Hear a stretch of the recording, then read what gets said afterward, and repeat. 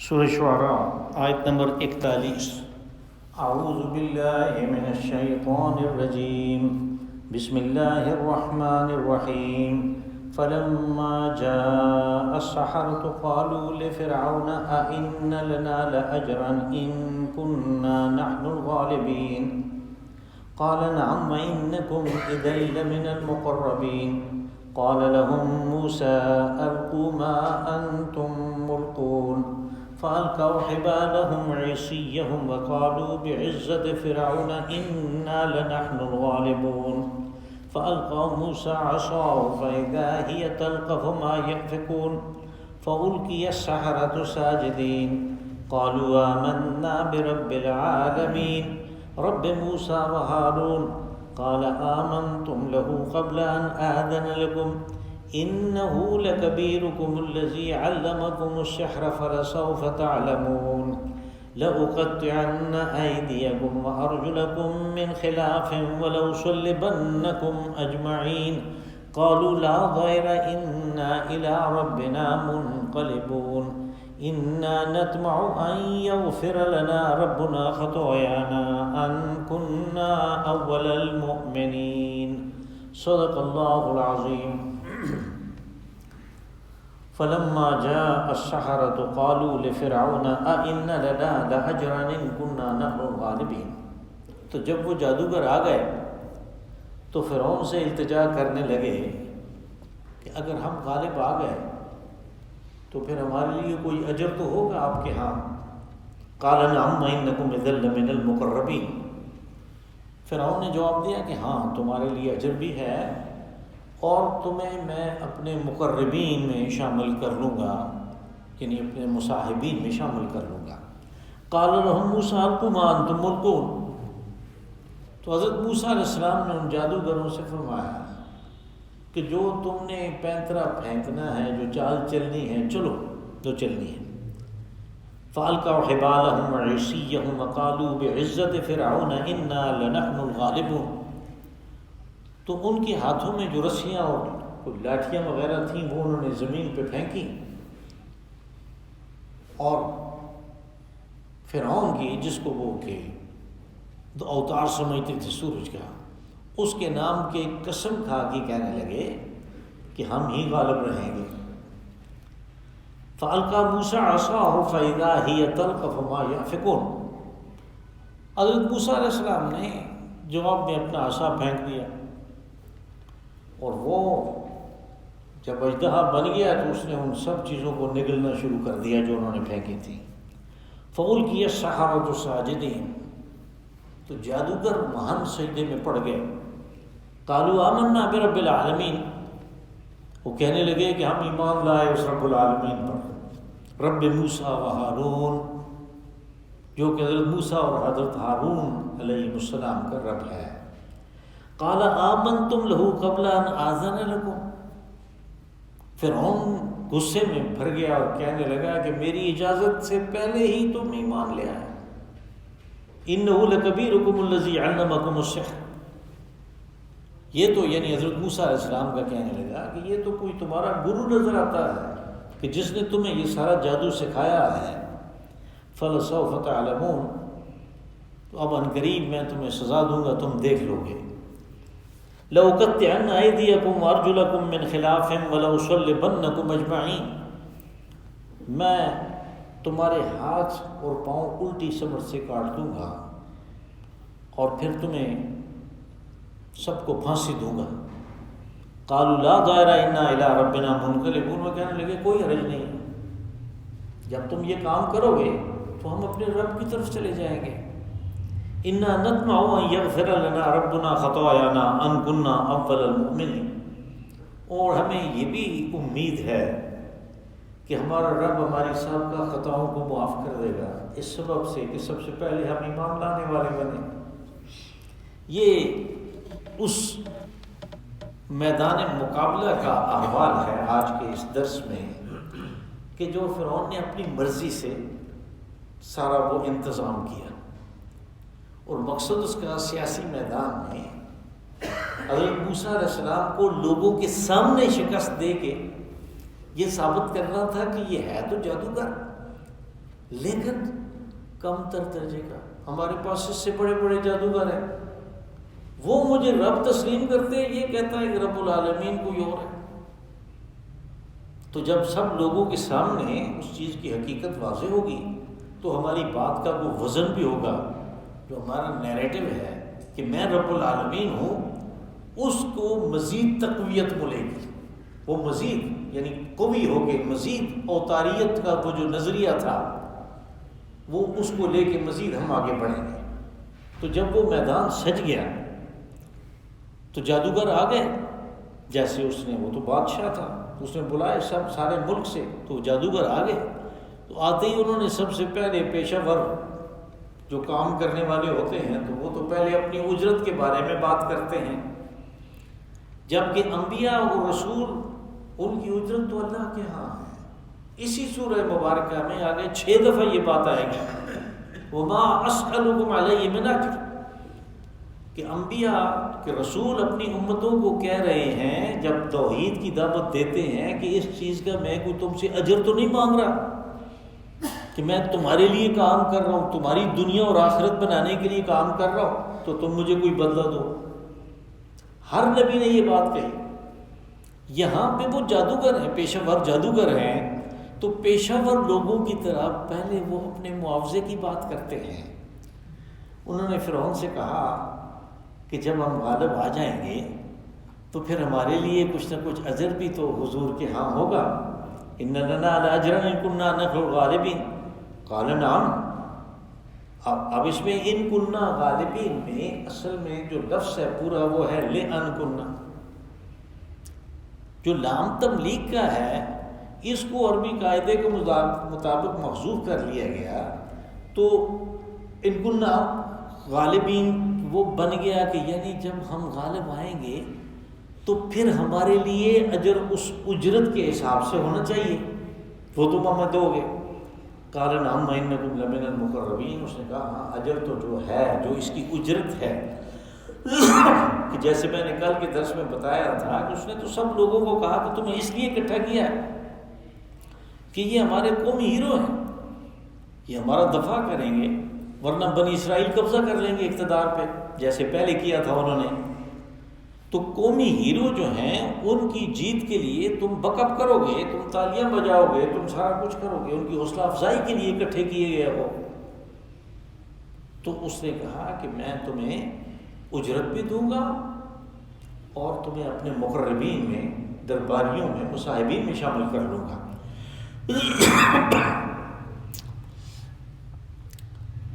قال لهم موسیٰ القوا ما انتم ملقون. حضرت موسیٰ علیہ السلام نے، وہ تو اللہ کے رسول ہیں، انہیں تو اس بات کا پتہ ہے کہ اللہ کی معیت مجھے حاصل ہے، میرے ساتھ ہر وقت ہر لمحہ اللہ کی مدد ہے، اس لیے مجھے شکست کوئی نہیں دے سکتا، مجھے کسی میدان میں ہرا کوئی نہیں سکتا. یہ بات ان کے اوپر واضح ہے. اور قرآن حکیم نے اللہ کی اس سنت کو بھی واضح کیا آگے سورہ مجادلہ میں کہ کتب اللہ لأغلبن انا ورسلی ان اللہ قوی عزیز، کہ اللہ نے اپنے اوپر لکھ لیا، فرض کر لیا کہ میں خود اور میرا رسول غالب ہو کے رہے گا، میرے رسول غالب ہو کے رہیں گے. اور یہی پوری یعنی جو انسانیت کی تاریخ ہے اس میں یہ بات واضح ہے کہ آپ دیکھیں حضرت نوح علیہ السلام کے ساتھ ایک کشتی کے مسافر ہیں، دوسری طرف اس وقت کی معلوم آبادی پوری دنیا کی ہے، انہوں نے انکار کر رکھا ہے، وہ توحید کو مانتے نہیں. شکست کس کو ہوئی؟ شکست ان سب کو ہوئی، غرقابی ان کے حصے میں آئی، یہ کشتی والے بچ گئے. حضرت ہود علیہ السلام کے ساتھ بہت تھوڑے لوگ ہی باندھ لے آئے قوم عاد میں سے، وہ سارے کے سارے تہس نہس ہو گئے، ان کو اللہ نے بچا لیا. اعلیٰ حاضر کے عکس تمام رسول جو تھے ان کو جو عمومی عذاب ہے اس سے بچا لیا گیا، ان کے ساتھیوں کو بھی اور قوموں کو ہلاک ہو. انبیاء کی بات اور ہے، یعنی ایک رسول ہوتا ہے ایک نبی ہوتا ہے، نبیوں کی بات اور ہے. نبیوں میں بہت سے ایسے ہوئے جن کو شہید کر دیا گیا. حضرت زکریا علیہ السلام کے سر پہ آرا رکھ کے 2 ٹکڑے کر دیا گیا. حضرت یحییٰ علیہ السلام کا سر گردن سے اتار کے تشتری میں رکھ کے اس فاحشہ کے حضور 1500 کلومیٹر دور پیش کیا گیا. وہاں سے اس نے آرڈر کیا کہ اس کا سر لیا، اس لیے کہ آپ نے فتویٰ دیا کہ چچا اور بھتیجی کا نکاح نہیں ہوتا، اور چچا بادشاہ ہے، بھتیجی اس کی ملکہ بن گئی ہے، اس کے ساتھ شادی کر کے. حضرت یحییٰ علیہ السلام نے فرمایا کہ یہ نکاح نہیں ہوتا، یہ زانی ہیں. اس فاحشہ نے، اس زانیہ نے کہا کہ اس کا سر میرے حضور پیش کرو اتار کے. حضرت یحییٰ علیہ السلام کا سر اتار دیا گیا. حضرت عیسیٰ علیہ السلام کے بارے میں انہوں نے پروانہ پھانسی پہ لٹکانے کا حاکم وقت سے لے لیا، اور حاکم وقت تو مجبور تھا، اس لیے کہ یہود کی جو کونسل تھی اس نے یہ ریکمینڈ کر دیا کہ اس کو پھانسی دے دی جائے. حاکم وقت نے پھانسی کا پروانہ دے دیا. لیکن یہ یحییٰ علیہ السلام کی طرح نبی نہیں ہے، حضرت زکریا کی طرح نبی نہیں ہے، یہ رسول ہے. وَرَسُولًا إِلَىٰ بَنِي إِسرائِيلَ. بس اللہ نے ان کو زندہ اٹھا لیا. ان کے ساتھیوں کا، وہ جو حواریین تھے، ان کا بھی کسی نے کچھ نہیں کیا، اور انہوں نے تبلیغ کا وہ کام شروع کر دیا جو حضرت عیسیٰ علیہ السلام کا تھا. نتیجے کے طور پہ اس وقت دنیا میں سب سے بڑی آبادی نصارہ کی ہے. اگرچہ ان کے عقائد بھی خراب ہو گئے، لیکن یہ کوئی نئی بات نہیں ہے، ہمارے اپنے بھی تو خراب ہو گئے، ہم بھی تو ان تعلیمات کے اوپر نہیں ہیں. تو یہ ایک اصول کے طور پہ تو حضرت موسیٰ علیہ السلام اللہ کے رسول ہیں، وہ اس بات کو جانتے ہیں، مجھے کون شکست دے سکتا. بس انہوں نے کہا کہ تم نے جو چال چلنی ہے چلو. جادوگروں کا پتہ تو نہیں تو وہ کیا کریں گے. لیکن آپ جب دیکھیں اسی واقعے کا مطالعہ کریں سورہ اعراف میں، تو وہاں پہ یہ بات ملتی ہے کہ جادوگروں نے کہا حضرت موسیٰ علیہ السلام سے کہ آپ اپنی چال چلیں گے کوئی یا ہم اپنی چال چلیں، یعنی آپ اپنا کوئی پینترا پھینکیں گے یا ہم پھینکیں. صاحب معارف القرآن حضرت مفتی محمد شفیع رحمۃ اللہ علیہ نے اپنی تفسیر میں معارف القرآن میں لکھا ہے کہ جادوگروں کا یہ جو ادب تھا حضرت موسیٰ علیہ السلام کا کہ انہوں نے اجازت لے کے اپنی چال چلی اور کہا کہ آپ اگر چاہیں تو اپنی چال پہلے چل سکتے ہیں. کہا کہ یہ جو ادب ہے اس کا نتیجہ نکلا کہ وہ ایمان لے آئے جس کا تذکرہ آگے آ رہا ہے ان کے ایمان لانے کا. یعنی ادب کی بات انہوں نے بیچ میں لائے کہ انہوں نے کہا تھا حضرت موسیٰ علیہ السلام تھے صحیح کہ اگر آپ چاہیں تو آپ پھینک لیں، نہیں تو اجازت ہو تو ہم اپنی چال چلتے ہیں. تو حضرت موسیٰ علیہ السلام نے فرمایا تم اپنی چال چلو. تو انہوں نے اپنی چال چلی، ان کے ہاتھ میں کوئی رسیاں تھیں، کوئی لاٹھیاں تھیں، وہ انہوں نے پھینکی.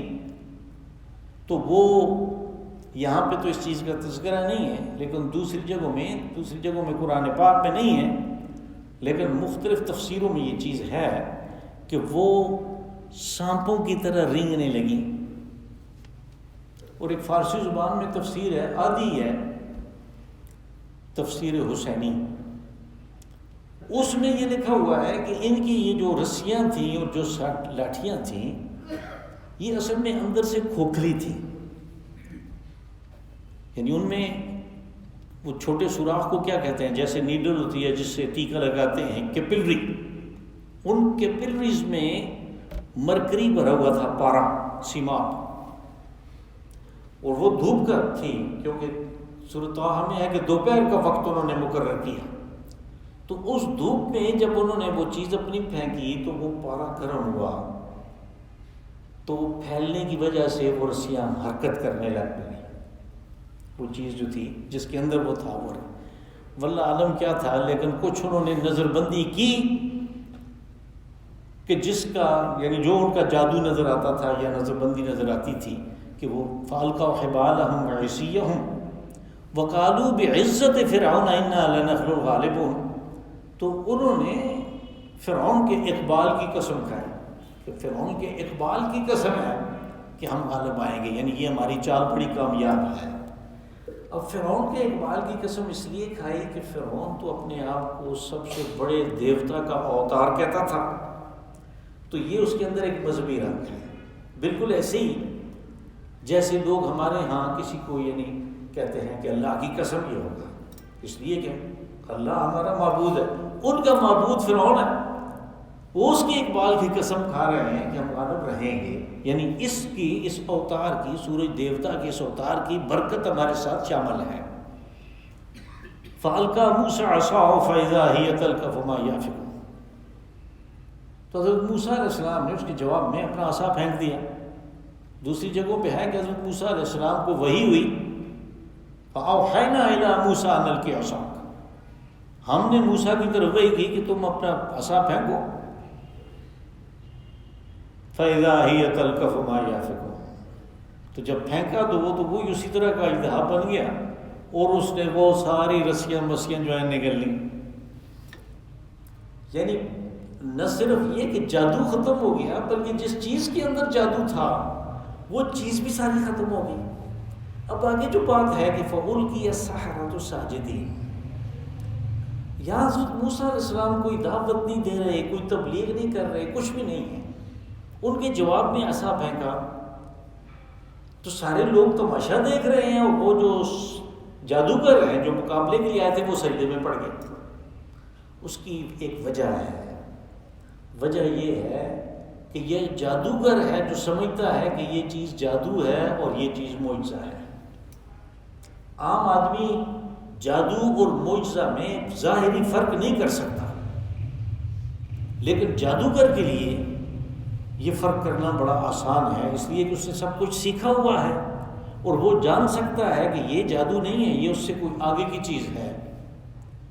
اس لیے انہوں نے کوئی توقف نہیں کیا، وہ مان سجدے میں گر پڑے، اور انہوں نے وضاحت کی، آمنا برب العالمین رب موسیٰ و ہارون، یعنی پہلی چیز تو انہوں نے کہی کہ رب العالمین، یہ وہی لفظ ہے جو حضرت موسیٰ علیہ السلام نے جب استعمال کیا تو فرعون نے اس کو سیاسی رنگ دیا، اس کو تمسخر بنایا، جو پچھلے درس میں اور اس سے پچھلے میں گزر چکا، کہ وہ کہنے لگا کہ وما رب العالمین،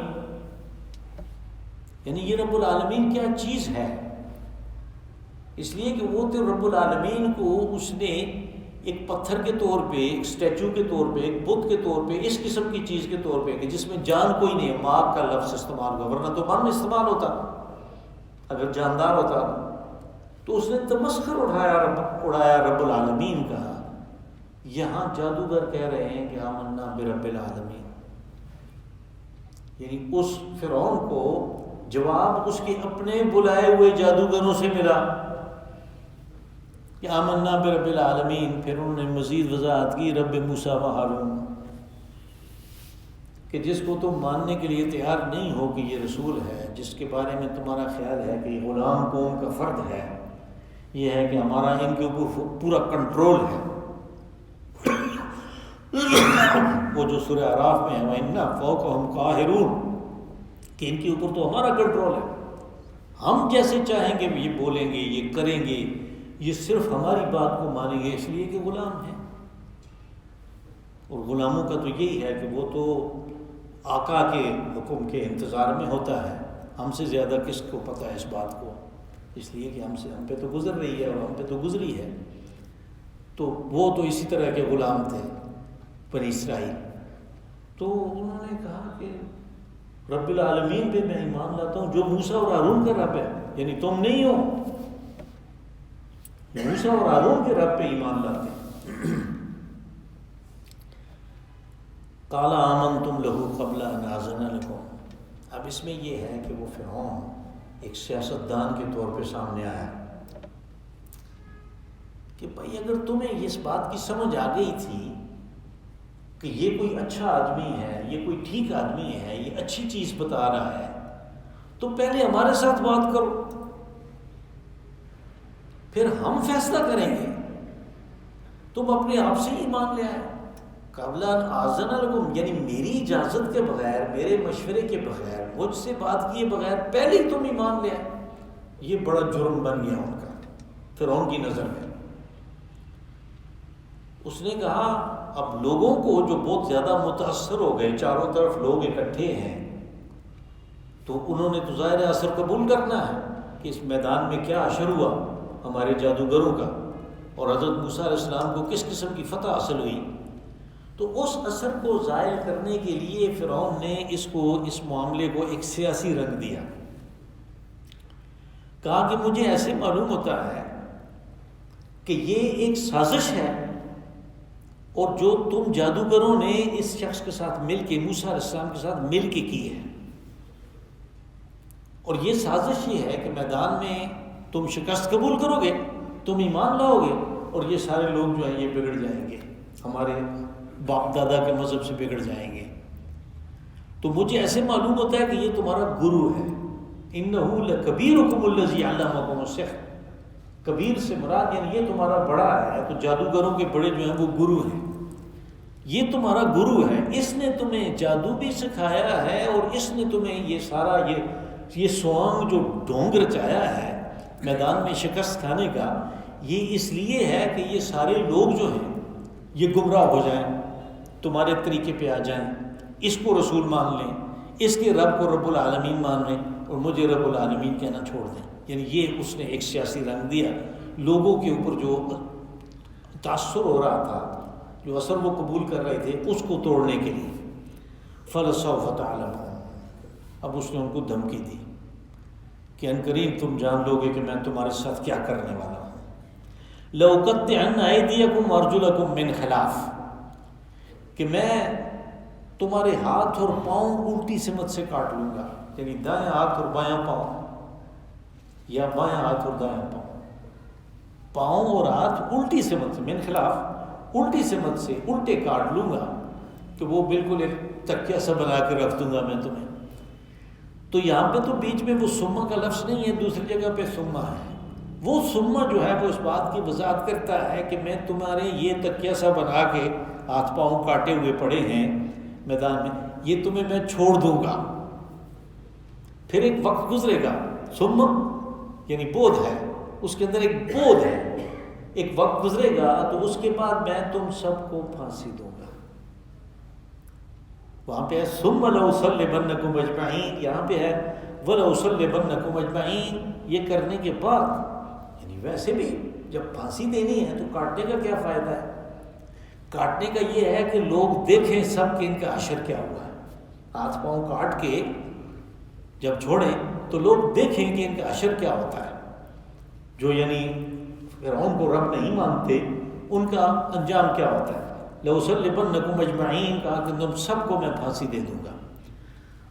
قَالُوا لَا ضَيْرَ إِنَّا إِلَىٰ رَبِّنَا مُنقَلِبُونَ، لا ضَيْر کوئی حرج نہیں. اب یہ ہے وہ فَكَشَفْنَا عَنْكَ غِطَاءَكَ فَبَصَرُكَ الْيَوْمَ حَدِيدٌ. یعنی یہ جو حالت ہوئی ان جادوگروں کی، محشر کے میدان میں یہ حالت ہم سب کی ہوگی. وہ کیا ہے کہ ہماری آنکھوں کے آگے ایک پردہ پڑا ہوا ہے، اور وہ پردہ ہے اسباب کا. ہمیں ہر چیز جو ہے ایک سبب کے ذریعے سے ہوتی ہوئی نظر آتی ہے، اور اصل میں اس سبب کو مہیا کرنے والا، اس کو سبب بنانے والا جو ہے، جو اصل قوت متحرکہ ہے، وہ پیچھے ہے، وہ اللہ ہے. سب کچھ ہوتا اس کے ارادے سے ہے، اس کی مشیت سے ہے، اس کے حکم سے ہے، اس کے اذن سے ہے. لیکن اس نے آگے ایک پردہ رکھا ہوا. اب یہ پردہ جو ہے اس کو ایمان جو ہے وہ چاک کر دیتا ہے، بشرطے کہ ایمان صحیح ہو، جیسے ان کا ہے، جیسے ان جادوگروں کا ہے جنہوں نے اپنی آنکھوں سے دیکھ لیا. یہ ایمان اس پردے کو بالکل چاک کر دیتا ہے، پھر اس کے ہٹنے میں وقت نہیں لگتا. پھر اس میں یعنی وقت نہیں چاہیے کہ اتنا زمانہ گزرے گا، یہ تسبیح کرتا رہے گا، یہ طواف کرتا رہے گا، یہ ذکر کرتا رہے گا، یہ نمازیں پڑھتا رہے گا، پھر وہ ہٹے گا. یہ بھی ممکن ہے کہ اس طریقے پہ بھی ہو، لیکن کبھی کبھی یہ یک بارگی بھی ہو جاتا ہے. بلکہ مجھے ایک شعر یاد آتا ہے حقانی کا، فارسی کا ایک بڑا شاعر. اس نے کہا پس از 30 سال این نکتہ محقق شد بخاقانی، کہ یکدم با خدا بودن بے از ملک سلیمانی. کہتا میں 30 سال لگا رہا، پھر جا کے مجھے پتہ چلا کہ ایک لمحہ جو اللہ کی معیت ہے، جو اللہ کا ساتھ ہے، وہ حضرت سلیمان علیہ السلام کی بادشاہی سے بہتر ہے. ایک لمحہ، یہ جو ہے ایک لمحہ کہ جس میں وہ پردہ ہٹ جاتا ہے اور سب کچھ اللہ سے ہوتا ہوا نظر آتا ہے، یہ لمحہ اصل میں ایمان کا ہے. اور جس کو نصیب ہو جیسے ان کا ہے تو کہتا ہے میں آج پاؤں کاٹ دوں گا، میں تمہیں پھانسی دے دوں گا، میں یہ کر دوں گا. وہ کہتا ہے لا دائر، کوئی حرج نہیں، کوئی مسئلہ نہیں. انا الی ربنا منقلبون، جب تم یہ کر گزرو گے تو ہم نے تھوڑا کو مر جانا، ہم تو اپنے رب کے حضور چلے جائیں گے. یعنی موت جو ہے، موت کوئی اختتامی زندگی تو نہیں ہے. موت تو وہ جیسے علامہ اقبال نے کہا، وہ کتنی خوبصورت بات ہے کہ غافل تو سمجھا ہے اسے اختتام زندگی ہے، یہ شام زندگی صبح دوام زندگی. کہ وہ جو ایک لامتناہی زندگی ہے، دوام ہے، جس کے اندر کوئی موت نہیں ہے، اس کی صبح ہے. یعنی یہ تو اس کا آغاز ہے، یہ موت تو اس کا آغاز ہے. کہتے لا ظاہر، کوئی عرض نہیں. انا الی ربنا منقلبون، انا نطمع ان یغفر لنا ربنا خطایانا ان کنا اول المؤمنین. ہاں کہ ہمارے لیے یہ بڑے اعزاز کی بات ہے. اب یہ انہیں ایک اور چیز، یعنی ان کا جو کشف ہے، ان کے اندر جو وجدان ہے، وہ بتا رہا ہے کہ یہ موسیٰ علیہ السلام غالب آئیں گے،